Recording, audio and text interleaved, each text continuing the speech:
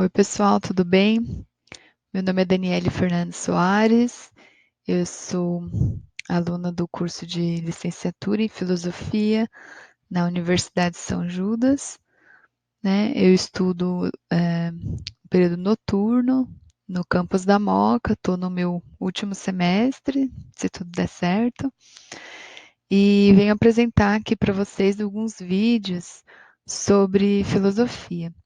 Esses vídeos eles fazem parte de um projeto da São Judas sobre divulgação ali de vários materiais em diversas áreas, letras, biologia, enfim. E a parte da filosofia tem como orientadora a professora Cristiane Simões. Né? Eu escolhi agora como seu primeiro vídeo, escolhi como tema o surgimento da filosofia. Acho que isso é um tema muito importante, já que a filosofia tem tradição aí de mais de 2000 anos. Sempre bom lembrar de como tudo surgiu, né? Bom, a filosofia ela surgiu na Grécia Antiga, no ano 6 antes de Cristo. Né? E de onde tiraram essa data? O que aconteceu nesse momento aí tão importante para ele ser caracterizado como surgimento da filosofia?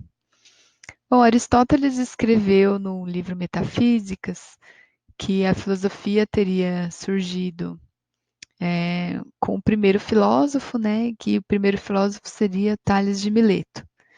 Então, os historiadores de filosofia e os especialistas, eles assumiram essa data praticamente como unanimidade, e então essa data ficou marcada aí como o início da filosofia. A filosofia ela surgiu como uma forma de entender o mundo, de entender a natureza, como é que as coisas se comportam, né? Mas como assim, né? Não se pensavam sobre o mundo antes? Sim, o mundo era pensado antes, claro, mas a forma de se pensar o mundo antes do surgimento da filosofia era diferente. Se pensava o mundo através do mito. Então, por exemplo, eu via no céu uma luz branca e escutava um barulho. Então, eu procurava a causa disso, procurava entender o que é aquilo. E eu dava como justificativa ali, é o Thor e o martelo e tal. Então, eu procurava na natureza, eu dava justificativas, eh, recorria aí ao sobrenatural, à magia, à mitologia, né, ao mistério. Então, eu recorria ao inexplicável, né? Eu tentava explicar alguma coisa, mas eu explicava de modo que eu recorresse ali ao inexplicável, né? Que esse é o paradoxo aí do mito, né? É uma tentativa de explicar, mas que chega aí no inexplicável. E já a filosofia, ela procura aí outros meios para explicar, né? Ele não recorre ao mito, abandona um pouco o mito. E esse período foi um período bastante interessante, porque as cidades gregas começavam a crescer e comercializar com outras cidades. Então, havia ali um encontro de várias culturas ali, né, diferentes. Então, à medida que uma cultura ela se encontrava com outra, né, encarava a outra, a mitologia, o mito dela, as crenças dela eram colocadas em questão, né? No momento em que ela encontra uma outra sociedade com mitologias diferentes, com crenças diferentes, ela passa a questionar a sua própria cultura. Então, Isso começou a colocar em questão e aí o mito foi perdendo importância, né? Os meios práticos eram também mais valorizados, né? A questão do comércio e tal. Então, tudo teria que ser mais pragmático, mais prático. Então, foi abandonando isso, essa questão do mito. A primeira escola filosófica chama Escola Jônica e tem esse nome porque os filósofos estavam mais na região da Jônia, que hoje é a Anatólia, na Turquia, né? A base dessa escola é o naturalismo, que é o que? O naturalismo é a explicação do mundo natural com base nas causas naturais. Então, eu tento explicar a natureza com base na própria natureza, no que a natureza me oferece. Os filósofos eram chamados de filósofos pré-socráticos, porque né, vieram antes de Sócrates. Os filósofos, alguns deles, Tales de Mileto, Anaximandro, Anaxímenes, Heráclito, Anaxágoras, entre outros, né? Cada um desenvolveu uma teoria ali, são teorias diferentes, mas eles ainda se enquadram na mesma escola porque eles tinham aí o naturalismo como base.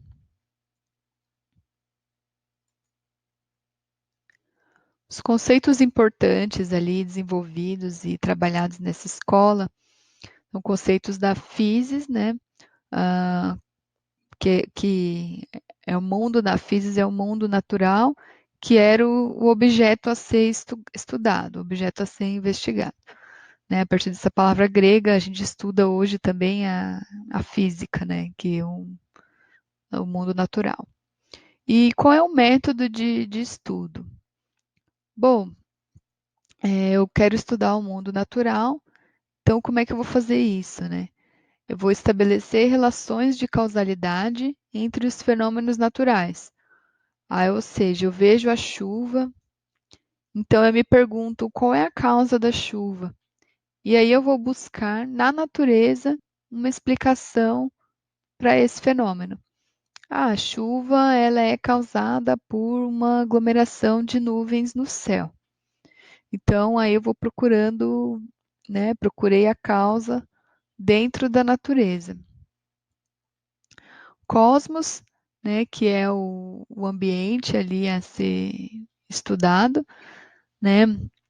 Tem uma ideia um pouco diferente de cosmo, né, da ideia que a gente tem hoje de cosmo, porque ela tá relacionada à ideia de ordem, de organização, de harmonia, né, para que tudo funcione perfeitamente. E ele também está ligado à ideia de beleza, tanto que é aí que surge a palavra cosmética, né? Vem aí de cosmos. Então é um pouquinho diferente do que a gente tem hoje. E o cosmos, ele é o oposto do caos, né? Que é exatamente essa falta de harmonia, essa falta de ordem, falta de organização. O logos, como eu havia comentado antes, né? Ele não vai. As explicações elas não estão mais pautadas no mito, no sobrenatural, no mágico, né? A- as explicações elas são pautadas nas razões. Então, a explicação racional, né? Que daí vem a palavra lógica também. E voltando ao exemplo ali da nuvem, né? Surgiu ali também o conceito de arquê. Né? Eu vou usar o exemplo da nuvem de novo aqui para mostrar um pouco para vocês. Então, eu vi a chuva, aí procurava a causa da chuva, encontrei a causa da chuva nas nuvens. E aí eu vou procurar a causa das nuvens, e assim infinitamente, vou procurando a causa da causa da causa da causa dentro da natureza. E nisso os filósofos pensavam, deve haver um elemento, o elemento que fundou tudo, o elemento que que é o princípio de todas as coisas dentro da natureza, né? Aquele elemento que é a causa da causa da causa, até a gente chegar ali à chuva, ao fenômeno. Então, esse é um conceito muito importante, porque os filósofos foram, então, pensar o que seria esse conceito, qual é o elemento ou quais são os elementos primordiais, né? Então, dentro da escola jônica tem várias teorias, né? A primeira teoria foi o de Tales de Mileto, que ele, segundo ele, né, o elemento primordial seria a água. E não justificou exatamente por que a água, mas a gente sabe que hoje em dia, mais do que antes até, sabe que a água é essencial, né? A água é vida. As civilizações, elas se concentravam ali nas margens dos rios, porque precisavam da água para a agricultura, né? Para a sobrevivência. E a água, ela é um elemento que pode ser encontrado com facilidade nos três estados, né? Tanto líquido, sólido e gasoso. Anaximandro, ele já foi para um outro lado, ele desenvolveu o conceito de apeiron, que é um elemento abstrato, um elemento ilimitado, então um elemento que possibilitaria aí inúmeros objetos, né? A partir desse elemento, todas as coisas teriam se formado. Heráclito já supõe que seria o fogo, e Demócrito afirma que o átomo é o elemento primordial.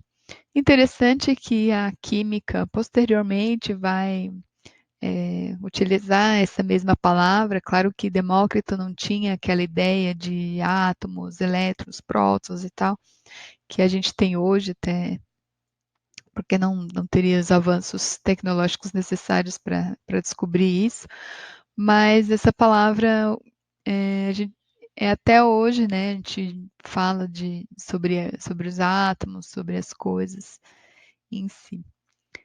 Empédocles, ele já vai para um outro lado, né? Segundo ele, desculpa, segundo ele, não haveria só um elemento primordial, mas sim 4 elementos primordiais, né? E seriam ele a terra, a água, ar e o fogo.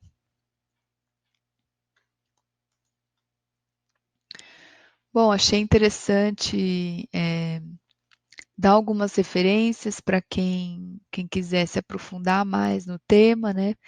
2 livros importantes aqui.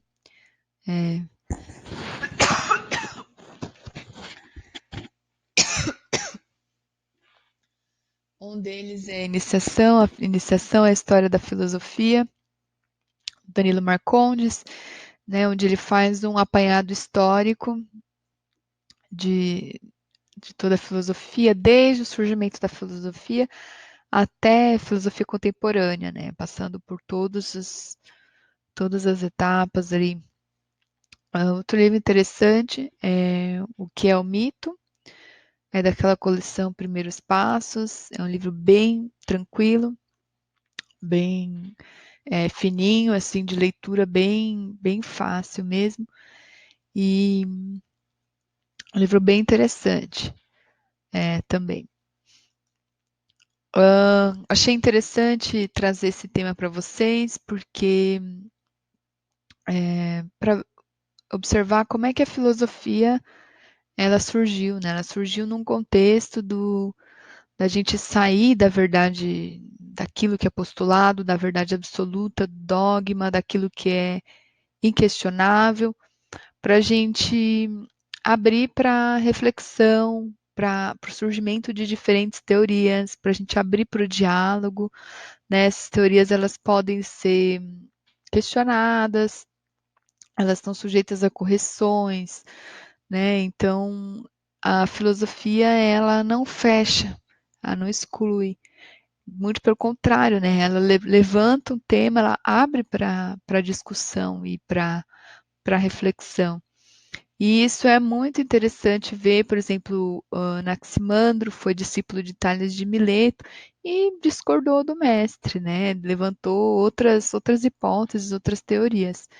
E eu acho que é isso que é importante, né? Abrir para a reflexão, abrir para o diálogo e o conhecimento vem a partir disso, né? Vou deixar meu e-mail aqui, né? Caso tenha alguma dúvida, alguma pergunta, alguma sugestão também, né? fernandes1daniele@gmail.com. E é isso. Espero que vocês tenham gostado do vídeo. Até mais.